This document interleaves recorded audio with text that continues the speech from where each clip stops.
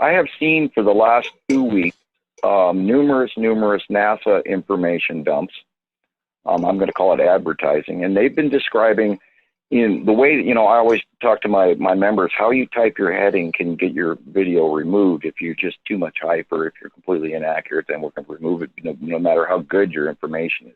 But anyway, they've been writing these statements: is Earth in danger from this close passing asteroid or this new comet that's here? And then they give the title of the near Earth object, NEO. And then I go into the NEO list and I look it up. And now you have to understand that LUs, or lunar units, is approximately 265,000 miles to 285,000. So I always go with the closer. And for the audience, hang on. For the audience, let's see if I'm right on this. A lunar unit is the distance from the Earth to the moon, right? Correct. And an angstrom unit, an AU, is the distance from Earth to the sun, which is 93 million miles. Okay. Now, they give those informations on the NEO lists, and then you take that number, it's like 1.73, which is one of the ones they're talking about, and you multiply 1.73 times 265,000. So that tells you it's 300, 400, 500,000 miles away. And yet they're advertising that this could be a danger to Earth, and it's hundreds, if not millions, of miles away. So I have a belief that they're getting people ready to go, oh, that's NASA told me about it, for those who don't do the math and don't look into what they're describing, and because they don't dare tell us about the object cluster groups, which we cite daily and have reported on for almost 8 or 9 years now, ever since we saw the earlier first planets, the gas giants, come in, and the little blip of light that was continually showing up in a rainbow hue underneath the planets time after time. And then over the last 8 years, we've watched them get bigger and bigger and bigger. And now, as of this week and last week, we've had another close asteroid Earth pass. And I duly believe that the Nashville event was an asteroid pass and the damage involved therein.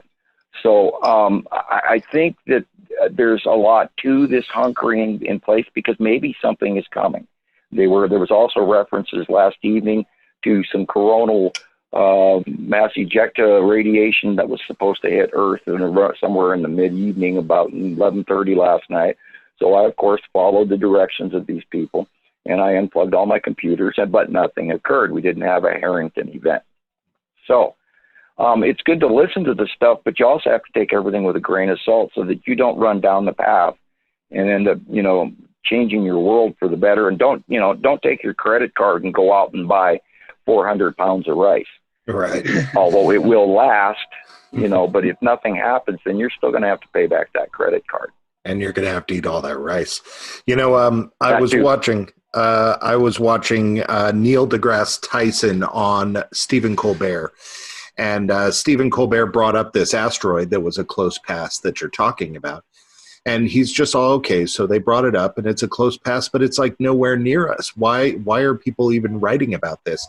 And Neil deGrasse Tyson gave it the best answer I've ever heard, and that is clickbait. Yeah. They're you have to do the math.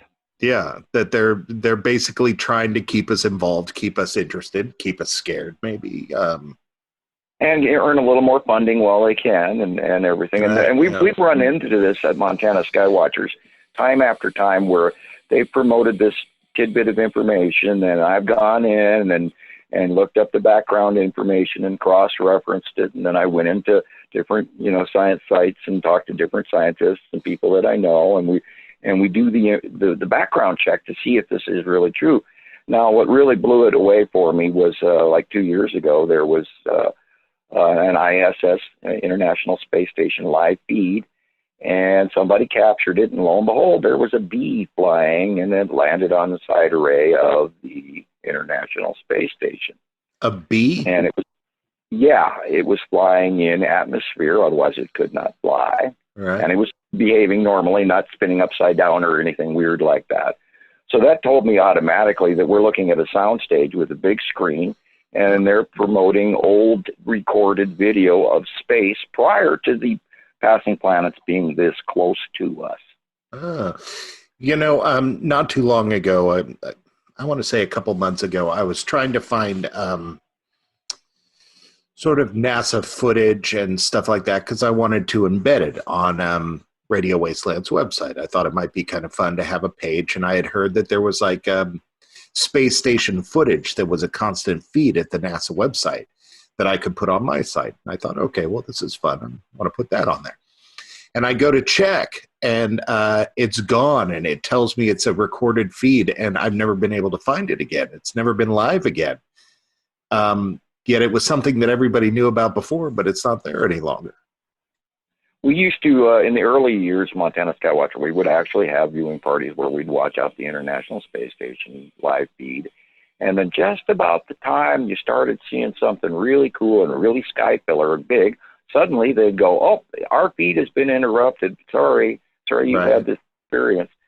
So even the actual live feeding is being interrupted. The same thing with the SETI Alpha solar pictures and everything. We're constantly getting some good sightings, and then you start to see some of the good, true, factual information, and then all of a sudden the feed is interrupted.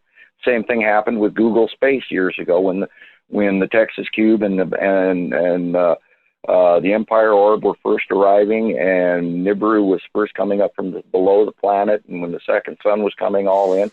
And then as a time has gone by, they've removed our ability to use these live feed sites. And then they changed the names, and then you have to relook it up. And over again, the information is no longer accessible.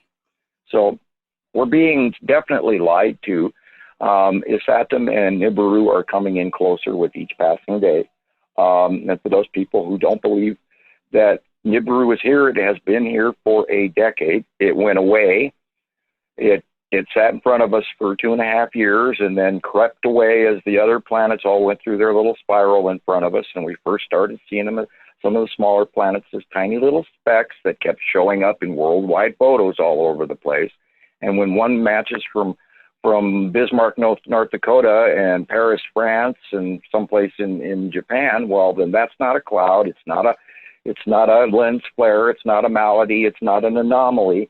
When they match, it's factual. And so this is how we've done what we've done to do comparatives for empirical science. We are doing this, and we've been doing it, and we do it better than anyone out there. We've announced things before NASA, including the Skull asteroid. We were 2 years ahead of them. And maybe they had to admit to it.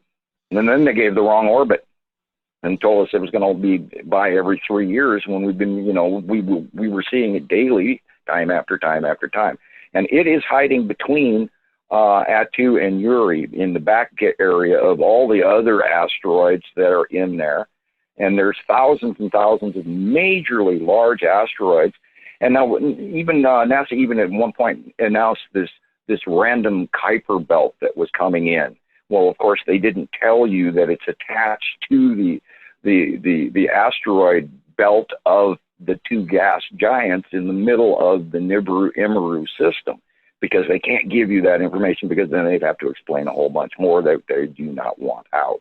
And we have proven that this is over and over and over again cited day after day after day, year after year after year. And so we're not guessing. And then, of course, recently I became topic because some people are finally figuring out that I've been telling this since 2010, and our accuracy rate is top notch. And then there's a couple other, the wannabe boys out there, the money boys, who are jealous. And I think a couple of them are government agents trying to continually misrepresent so they can mislead and distract people.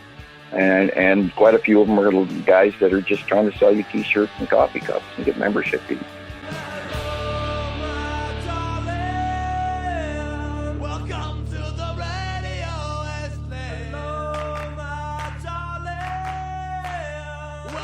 to the